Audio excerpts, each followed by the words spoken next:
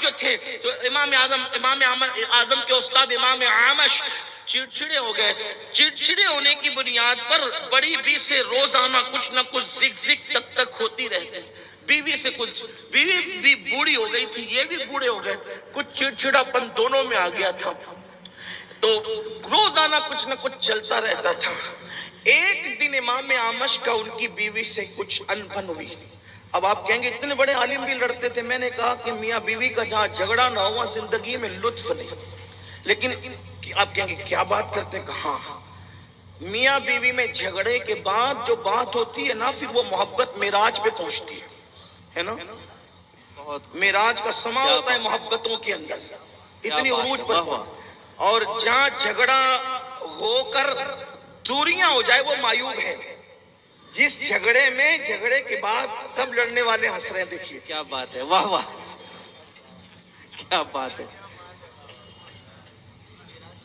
بھئی کوئی بھی تو لڑ سکتا ہے نا. وہ حضور امام حضرت سرکار ابراہیم خلیل اللہ نے کہا اللہ پاک یہ سارا مجھ سے لڑتی ہے. اللہ نے فرمایا ابراہیم صبر کر، کیونکہ میں نے عورت کو ٹیڑھی پسلی سے پیدا کیا. یہ امام فقی ابو اللہ سمرقندی نے لکھا، آپ نے شکایت کی. ہاں یہ بات ہے. تو بات دور نکلنا چاہے کہ جھگڑے کے بعد دوریاں ہو جائیں یہ معیوب ہے. لیکن جھگڑے کے بعد پھر نئی محبت کا آغاز ہو، یہ جیسے مثال کے طور پہ سورج جب ڈوبتا ہے، توجہ اس طرف رکھیے، جو بھی آئے گا بیٹا ادھر ہی آئے گا. بابو مدرسے کے بچوں سے یہ آپ کے کام کی بات ہے بیٹا، جو بھی آئے گا ادھر آئے گا. درود شریف پڑھیں، آپ ایسا نہیں کریں. اللہم صلی علی سیدنا مولانا محمد صلی اللہ علیہ وسلم نحن عباد محمد صلاۃ و سلام علیک یا سیدی یا رسول اللہ صلی اللہ تعالی علیہ وسلم. جھگڑے کے بعد گالی گلوچ ہو جائے، دوریاں ہو جائے، طلاق تک توبہ تھا، یہ معیوب ہے. لیکن جھگڑے کے بعد پھر نئی محبت کا آغاز ہو، پھر اس کی بات ہی کچھ اور ہوتی ہے. پھر وہاں کبھی محبت ختم نہیں ہوتی. تو وہ کبھی کبھی جیسے دودھ ابلتا ہے، اگر اتنا ابل جائے کہ ہانڈی سے گر جائے تو نقصان ہے، لیکن ابلنے کے بعد اگر بیٹھ جائے تو اس دودھ کے اندر لذت پیدا ہوتی ہے. تو میاں بیوی کا جھگڑا ابلتے ہوئے دودھ کی طرح ہوتا ہے. کنٹرول کر لینا پڑتا ہے اس سے پہلے کہ وہ دودھ ابل کر ہانڈی کے باہر جائے. ہانڈی ہی میں نیچے کی طرف بیٹھ جائے تو اس کے اندر ایک نئی لذت پیدا ہوتی ہے، نیا لطف پیدا ہوتا ہے، اور پھر وہی گرمی اس کے لیے بالائی کا سبب بنتی ہے. جس کو ہم ملائی کہتے ہیں اس بالائی کا سبب بنتی ہے. اگر دودھ گرم نہ ہو تو بالائی نصیب کہاں سے ہوگی، ملائی کہاں سے ملے گی؟ ہر گرمی کے بعد جو ہے وہ ملائی نصیب ہوتی ہے. آپ سمجھے یہی میاں بیوی کی محبت کا تقاضا ہے. اللہ اکبر. بہرحال ایسا مت اس کو دلیل بنا کے لڑیے گا مت. لڑائی ہو جائے تو اس کو سولو کرنے کی محبت. اور ایک بات یاد رکھنا، روٹ کے بیٹھنا عورتوں کا کام ہے، منا لینا یہ مردوں کا کام ہے. اب یہاں سے یہ بھی طے کر لیتے ہیں جو روٹ جائے اس کو عورت کہتے ہیں، جو منا لے اس کو مرد کہتے ہیں. اس لیے روٹا نہ کرو بلکہ منایا کرو. منانے کی بھی ایک نئی لذت ہے، نیا لطف ہے. اللہ اکبر. روٹنے کا سبب تو تم جانو، ہم تو مصروف ہیں منانے میں. بہرحال امام عامش کا کچھ زگ تک تکوی روز ہوتی تھی.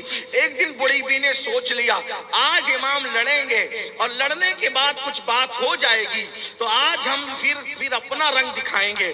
عورت تو عورت ہی ہے کسی کی بھی ہو. اللہ اکبر. امام نے لڑائی کرتے کرتے کہا بس بہت ہو گیا تمہارا. جو بھی انہوں نے کہا بہت ہو گیا تمہارا، اب سنو میں تم سے بات نہیں کروں گا. یہ تو بالکل پیٹرن ڈائلاگ ہوتا ہے، میں تم سے بات نہیں کروں گا، تم نے مجھ سے بات نہیں کرنا. اور سنا اگر آج رات تم خود بات نہ کرو فجر کی اذان سے پہلے پہلے، اگر آج فجر کی اذان سے پہلے پہلے تم خود بات نہ کرو تو پھر تم پر طلاق ہے. کہہ دی بات.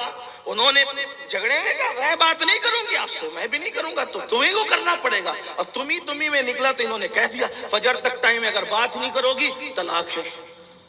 بڑی بھی نے ٹھان لیا بہت اچھا راستہ نکل گیا. فجر تک بات نہیں کرنا، صبح کو بھائی کے گھر جا کر کے بڑھاپا آرام سے گزارنا. چھوڑ دیں گے امام عامش کو.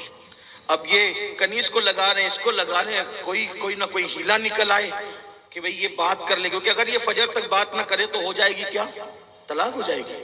جب سب طرف سے دروازے بند نظر آئے بڑی بی نے بھی ٹھان لیا کہ بات نہیں کریں گے، اب تو بھائی کے گھر ہی چلے جائیں گے طلاق پا کر. تو امام عامش کو خود خیال آیا کہ بڑی بی آج اپنے رنگ میں ہے تو ہمیں کچھ کرنا. اگر خود بات کرتے ہیں تو بھی طلاق باقی ہو رہی ہے نا. اور اگر وہ نہیں کرتی ہیں تو بھی دونوں طرف سے یعنی معاملہ ہاتھ سے جاتا. وہ گئے امام اعظم کے پاس چل کر. یہی شان ہے میرے امام اعظم. سبحان اللہ سبحان جس کے اساتذہ جس کی طرف رجوع, کیا بات ہے سبحان. یہ امام اعظم کی شان ہے.